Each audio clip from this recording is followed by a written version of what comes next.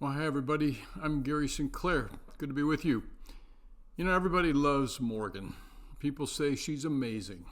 Serves others, volunteers for project after project, and does things on her own for people that others haven't even thought of before.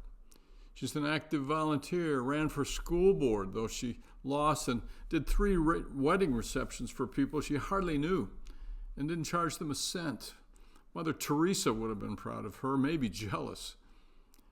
Andy is the poster child for quality bosses across America. Well, not really, but he should be. I mean, he leads dynamite meetings, gives regular promotions and bonuses, often has lunch with employees. He's the life of the office party, whatever the season, and tells everybody, "You're doing a great job." Andy's so charismatic, he should have been a game show host. But frankly, working with him running the show is like a game show anyway. He also does charity work, being especially proficient at fundraising for numerous social projects. And when a project needs a cheerleader, Andy's the guy. Give him the megaphone. Those are 2 examples of people sacrificing themselves to do good, right? That could have been true, but Morgan and Andy have a condition I call toxic goodness. Yes, they do a lot of nice things, accomplish more than most, appear to be all about dedication to Jesus, commitment to the church, and helping others. If you're a student of the Bible, you know that there was also a religious group in Jesus' day called the Pharisees. And they were kind of like this. They were all about religious accomplishment to the point they even prayed prayers that put themselves above others while thanking God that they were better. But you see, examples of modern day service didn't always have pure motives as well.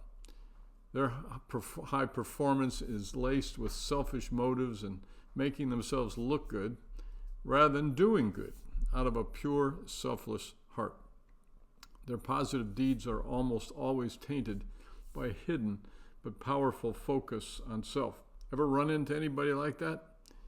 See, the Bible speaks of this through Jesus in Matthew chapter 6, verse 1. Be careful not to practice your righteousness in front of others, to be seen by them. Otherwise, you have no reward with your Father in heaven. You see, when something I'll also call faux goodness controls us, it can poison our families, our ministry, our office, or general relationships once the insincerity and deception and questionable results come to light. In a nutshell, pretend do-gooders reel in others through their accomplishments. But over time, their commitment and passion rarely deepens, and other people will start to see through the ruse. Their phoniness hurts them as well because, it never achieves the fulfillment they hope for deep inside. Sadly, these individuals are often given priority ministry or leadership roles. They're praised publicly for their dedication and set up as wonderful examples of Christ followers. So how do we tell the difference between a truly dedicated, committed Christ follower or worker and someone more on the pretend goodness spectrum? And by the way, we can use the same list to help us spot our own tendencies to do the same. And we know that no one's perfect, but the following characteristics are predominant and major signs of goodness that maybe isn't what it appears to be. Let me give you some of those components. For example, someone talks far more about their own acts of caring and service than those of others. You never hear them building someone else up. Or that someone continually highlights their busy schedule and list of things they do for others. However, when you look at it, it's obviously got to be exaggerated. Frankly, it would be impossible for anyone to do all that at that level all the time, but they claim they can.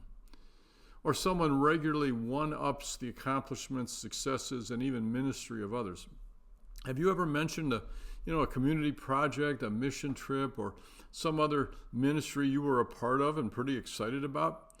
And this other person, or maybe someone in the group listening, immediately mentions their, bigger and better initiative. When I blankety blank.